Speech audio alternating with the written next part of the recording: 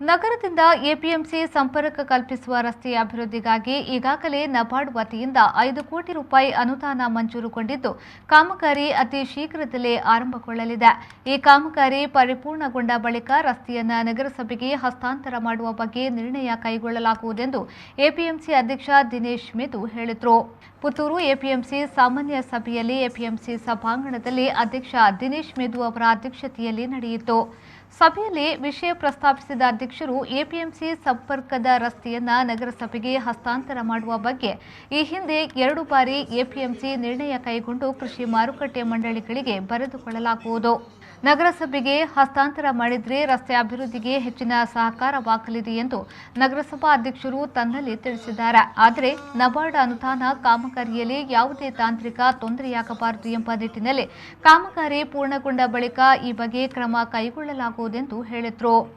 ರೈತ ಸಂಜೀವಿನಿ ಯೋಜನೆಗೆ ಎಪಿಎಂಸಿಯಿಂದ ವಾರ್ಷಿಕ 5 ರಿಂದ 10 ಲಕ್ಷದ ತನಕ ಸರ್ಕಾರಕ್ಕೆ ಪಾವತಿಸಲಾಗುತ್ತಿದೆ.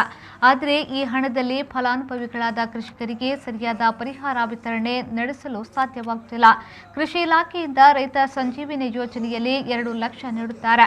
ಆದರೆ ಎಪಿಎಂಸಿಯಿಂದ ಕೇವಲ 1 ಲಕ್ಷ ಮಾತ್ರ ಪರಿಹಾರ ನೀಡಲು ಅವಕಾಶವಿದೆ. ಈ ಬಗ್ಗೆ ಕಾನೂನು ತಿದ್ದುಪಡಿಯಾಗಬೇಕಾಗಿದೆ. ಈ ನಿಟ್ಟಿನಲ್ಲಿ ಮುಂಬರುವ ಮಂಡಳಿಯ ಸಭೆಯಲ್ಲಿ ನಾನು ಚರ್ಚೆ ನಡೆಸಿ ಕಾನೂನು ತಿದ್ದುಪಡಿಗೆ ಆಗ್ರಹಿಸುವುದಾಗಿ ಅಧ್ಯಕ್ಷರು ತಿಳಿಸಿದರು. 1 ಲಕ್ಷ ಕೊಡುವಂಥದ್ದು, ಒಬ್ಬ ಮರದಿಂದ ಬಿದ್ದು ಅಥವಾ ಏನಾದರೂ ಕೃಷಿ ಚಟುವಟಿಕೆಯಲ್ಲಿ ಡೆತ್ ಆದರೆ 1 ಲಕ್ಷ, ಕೃಷಿ ಇಲಾಖೆಯಲ್ಲಿ 2 ಲಕ್ಷ ಕೊಡ್ತಾರೆ. ಆಗ ಸ್ವಾಭಾವಿಕವಾಗಿ ಕೃಷಿ ಇಲಾಖೆಗೆ ಇದು ಬೇಡಿಕೆ ಇಡುವುದು. ನಾನು ಸುಮಾರು ಜನ ಹತ್ರ ಹೇಳಿದೆ, ಕೃಷಿ ಇಲಾಖೆಗೆ ಕೊಟ್ಟಾಗ ಅಲ್ಲಿ 2 ಲಕ್ಷ ಸಿಗ್ತದಲ್ಲ. ಸ್ಟೇಟ್ನಿಂದ ಈವರೆಗೆ ಕಳೆದ ಸುಮಾರು ವರ್ಷದಿಂದ ಸರಿಯಾದ ರಿಪ್ಲೈ ಬರಲಿಲ್ಲ.